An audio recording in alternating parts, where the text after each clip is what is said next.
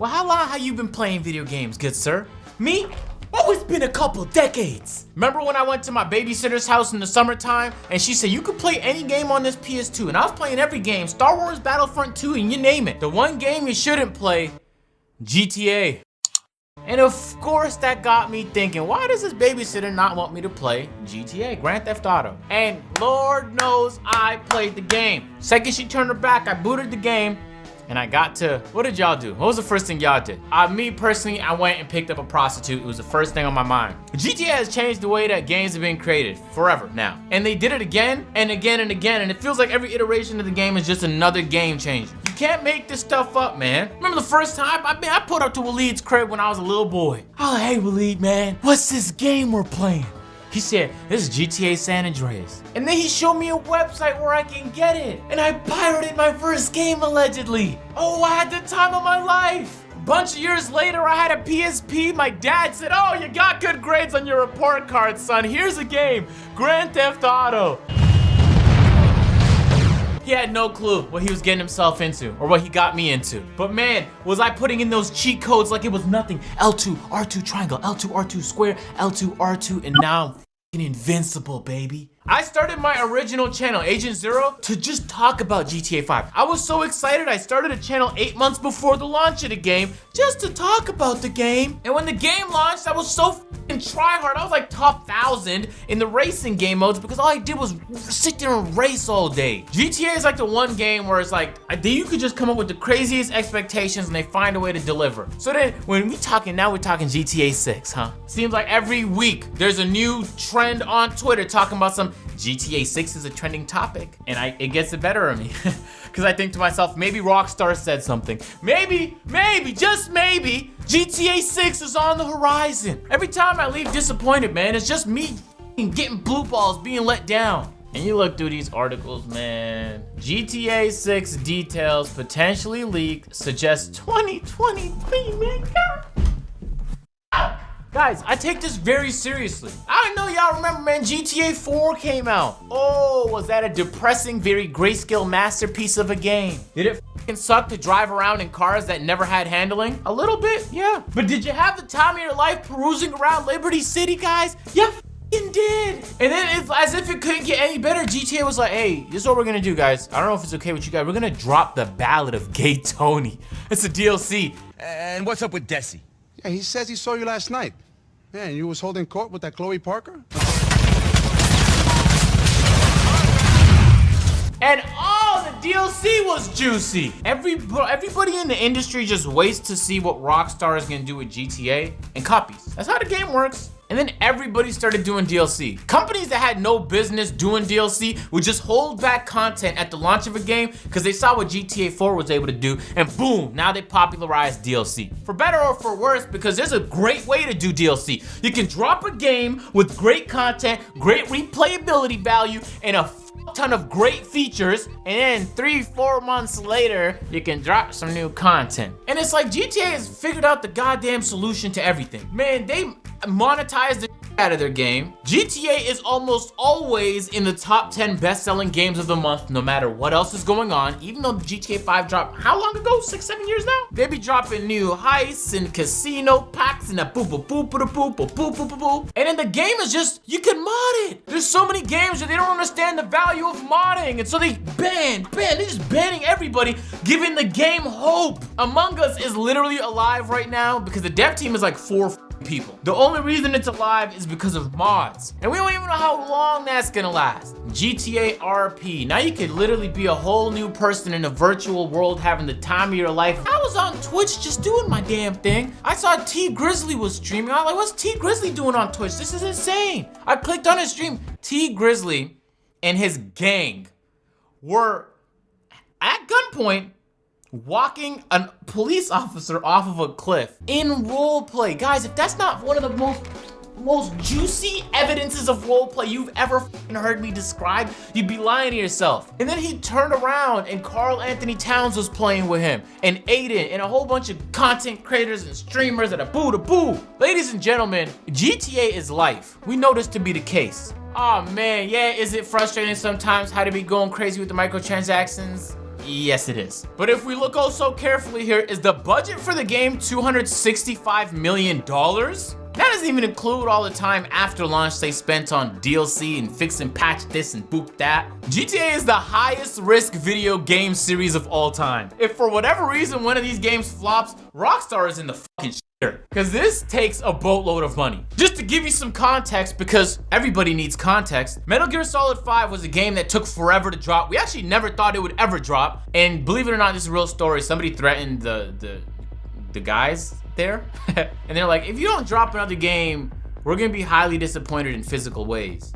And they dropped another game. I don't know how that worked. But even Metal Gear Solid 5, a game you would think has a massive budget, is one of those games that drops every once in a while. That had a budget of 80 million. So then just think about the games that drop yearly and how small those budgets gotta be. And it's a dumb amount of money. Read this little article here saying Grand Theft Auto 5 sold 20 million units in 2020, the most since its 2013 release. It's doing better and better as time goes on, and that's because when you make good games, it's timeless. You create a world for people and they can immerse themselves in the world in any way they see fit, whether they want to race a whole bunch, whether they want to shoot a whole bunch, steal a whole bunch. They could go RP or do this mod or that mod, and there's millions of options. But what you do know is you can do it all with your friends in this world they created. I got warranted in New York. That's why I came to LA. I feel that. I feel that. I had to dip from Florida on So some shit. you can play the story over and over again because there's 3 different perspectives to choose. You can't go wrong. Man,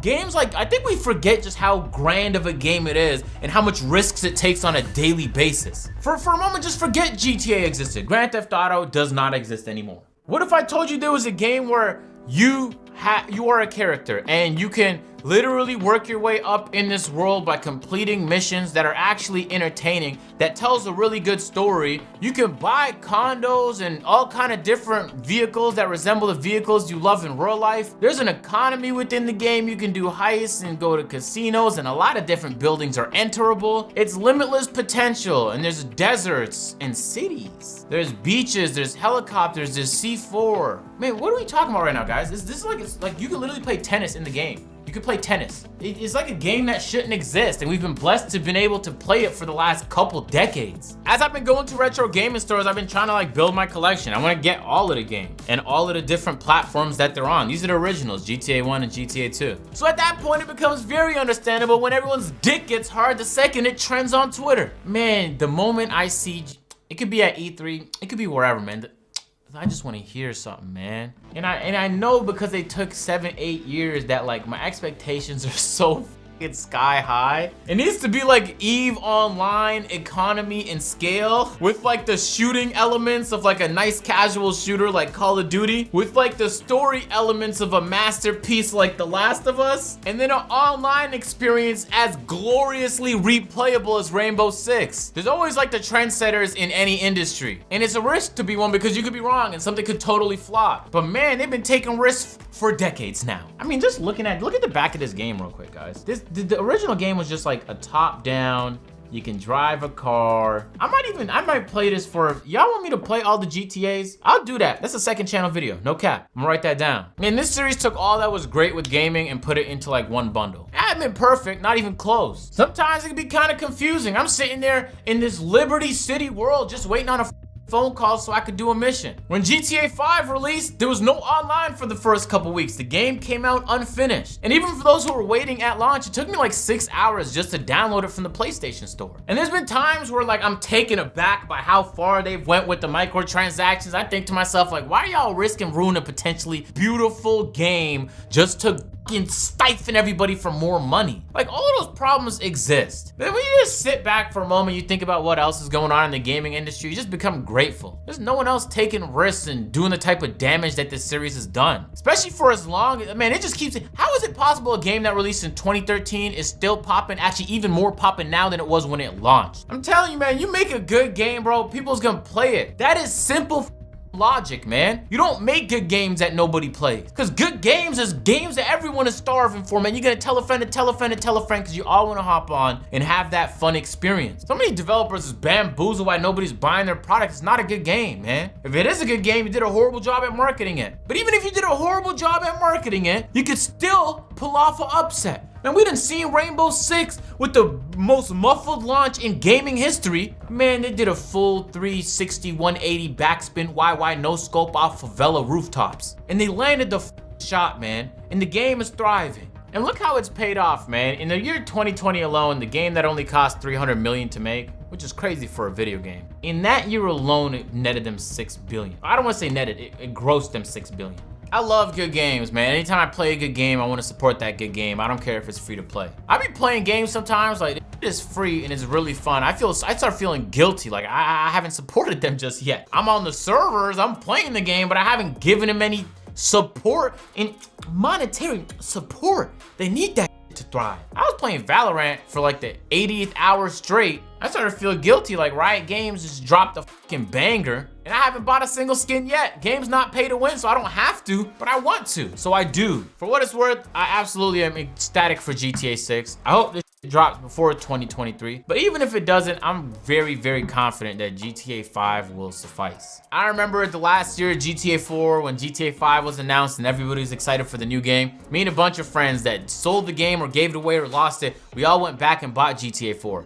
And we had a blast playing an old ass, dark, grayscale, horrible driving mechanics game for hours. We would rush home to play the game. And it was like 6-7 years after the launch of the game. And we would find new dumb to do to one another in this virtual world that just made for endless entertainment. And we thought to ourselves, our expectations are so high, there's no way GTA 5 can meet them. And I thought I was right the first couple weeks. The server issues was out the ass. The online experience didn't even exist at launch. All there was a story. And I was pessimistic that it would become everything that GTA 4 was and more. And they did it.